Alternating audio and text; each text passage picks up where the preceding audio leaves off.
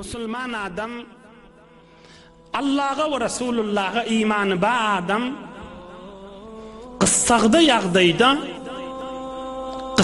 ýagdaýda kehur qyyn bolýa, kömekdeşi ýok bolýa, bir direk kefi aýdagamasyn, ýüregine düşse-de agzyna getirämasyn.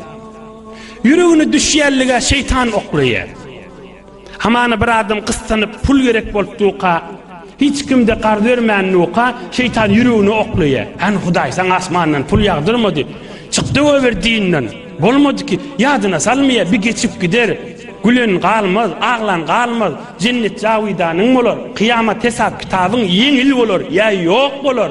Peygamber aýdypdyr, bir adamy dikenli dürse kıyamat derejesi boljakdyr. Biraklar ýadyna salmaýar.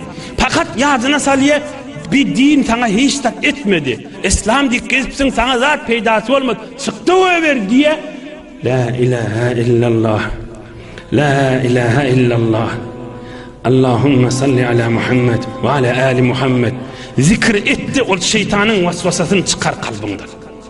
Ona havva deyip de yani şeytan yok, tecdedecek derlipti, kafir ol gitti, o cüre bolanmasın. Kıstınıp duran vaktinde şeytan vasvasa etye, ya şeytanın mindiş anırdı bir necis adam vasvasa etye.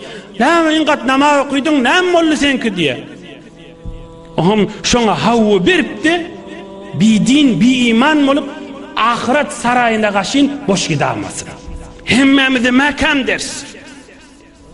Allah Zülcelal iman baylığı veren mahşer meydanına girmek hemmemde nasip etsin.